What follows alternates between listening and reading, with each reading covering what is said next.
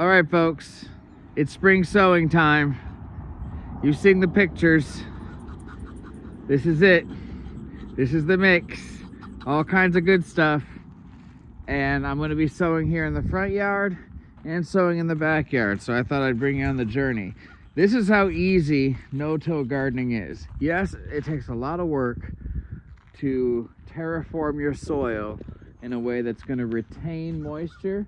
We had a lot of flooding in the area recently, and not a drop of the water that landed on this property, front and backyard, ended up in the street or in this driveway, because it fell and percolated right exactly where it landed.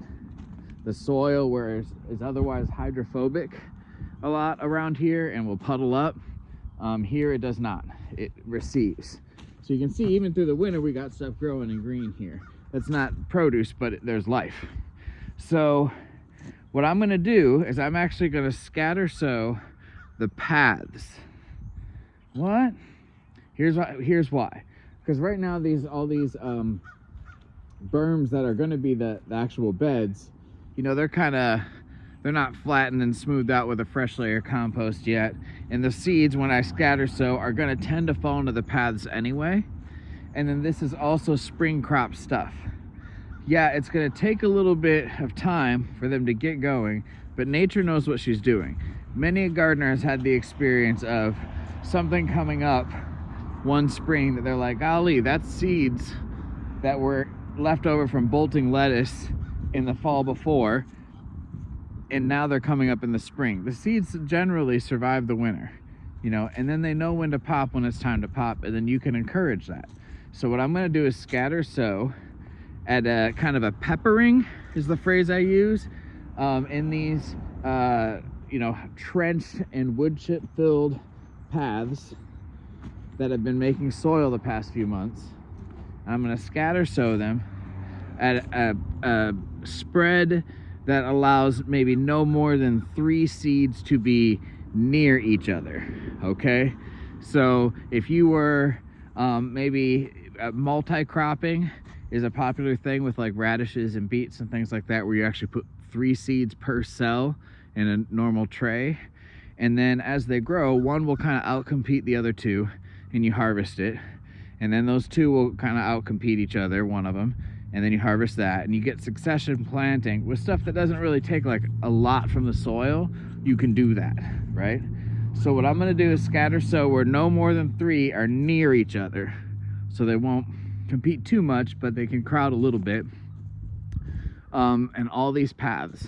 And then I'm going to take some cardboard I have that I've had laid out, spread out in the back here, and allowed all the precipitation, all the rains we've had, to really soften up and moisten and get decomposing. Instead of one big pile, I spread it out thin so everything would get wet for the past couple weeks. And I'm going to use that as an insulative layer over all the paths for probably about 2 weeks. And then I'm going to pull those, and we're going to put out our little tiny tunnels with you know, bent wire and a half hoop and some plastic, and really let kind of boost. When you greenhouse, you pretty much up your climate zone by 1, and we're at 7 right here. These things can be grown, these cold season crops, year round in places like 9s in California. Okay, so you only miss a month or 2 in 8s, right? And so we can turn our space into an 8 with a little bit of caretaking. That plastic is easy to reuse. You can get it, it's like painter's clear plastic. It doesn't have to be greenhouse crazy.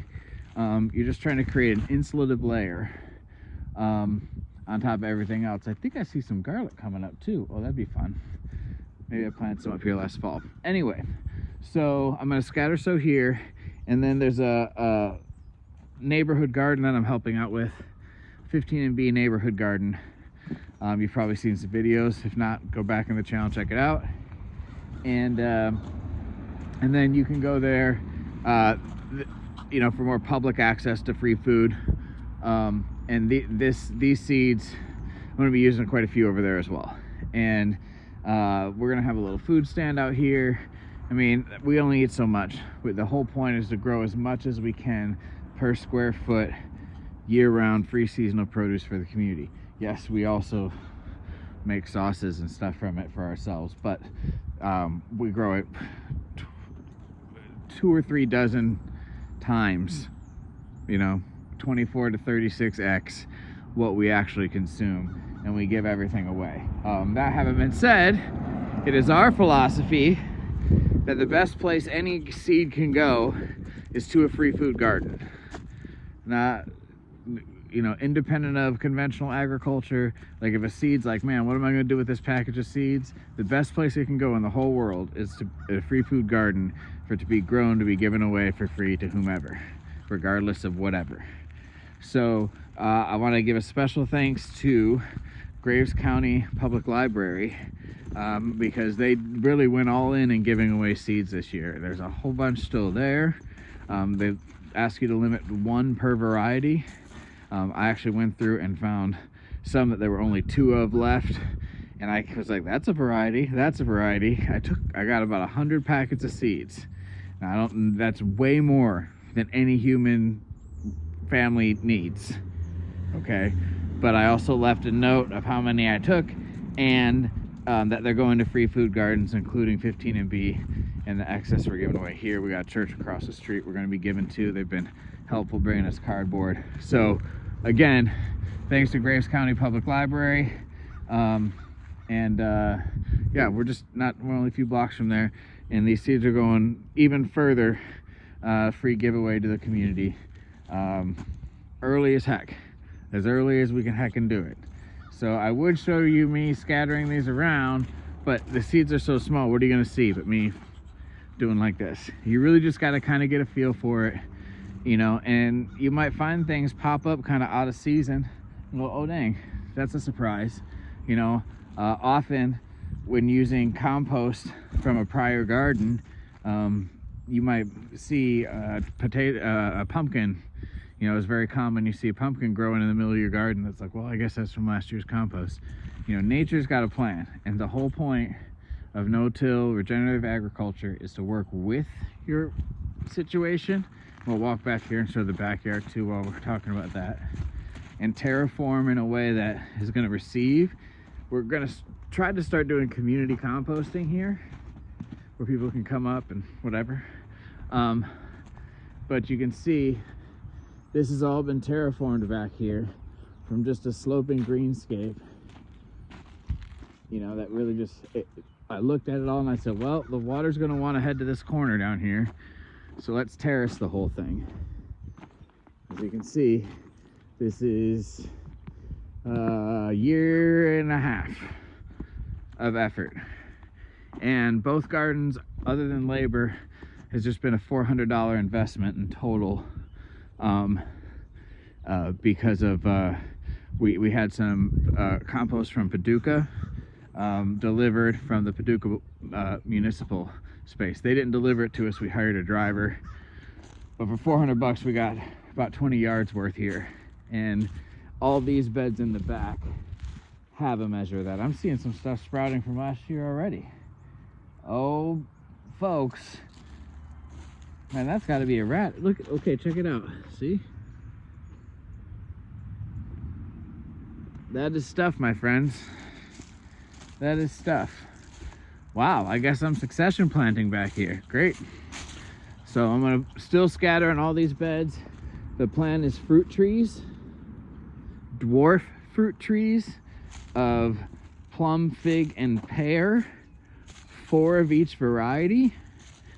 And then here to put a little greenhouse nursery where we can graft onto normal size fruit tree rootstock from cuttings from our dwarf tree orchard. So we'll get our produce from here as far as fruit goes, and then we got a whole plan with trellising and berries, a perennial free food garden that will be here long after I'm dust and dirt, because you think of all the gardens that have been installed over the years everywhere, and how many are still there now? Not a lot. if you do your Googles, you'll find that the Amazon rainforest is in large part a food forest the people of that region put together, that when the people left, the food forest took over, and there's just an abundance of edibles that nature wouldn't have put together like that, but those sort of lost civilizations of that area did. And also throughout Appalachia and other areas that had a lot of indigenous peoples, there are permaculture practices where they would, for many thousands of years, basically caretake a migratory path, and they would just eat that, and then they'd come through and they'd even sometimes burn fields in preparation and fertilizer for knowing they could come through a year later and it would be better stuff because they burnt the sort of useless stuff to the ground. Developing a relationship with your environment, super important. It's like 1/3 of figuring it all out. So I'm really excited to see all this. This is really inspiring. See all that? Some of that is no doubt weeds, or like what you might call a little whatever. But generally, as you smother and deep mulch, there's less and less weeds, and as you walk the paths, there's less and less. The overall goal, this is super significant, is that you build a garden space that the labor required is about the time you want to spend in your garden enjoying it anyway. Just walking around. In the time I've done this video, I could be done with the scatter sowing. And it's just a nice little walk of the garden. Once the hard work is done, and it is hard work at first, it's just like, and it would be unfair for me to take the produce from these much less overhead systems down to a local market and be like, well, I guess I can sell everything for 50 cents a pound and undercut everybody who's doing it in conventional methods. In a sense, it's unconventional, it's unethical to be this good and try to sell it. Because really our perspective is nature did the plants, seeds, and produce. We had to do the work to do this, and that labor has value, and should anybody take some of this produce and or receive some of this produce and turn it into sauces that they can then trade with their neighbor, that also has value. That has that added human value, and that is super duper important and to be prioritized. But once the system is in place, it just works.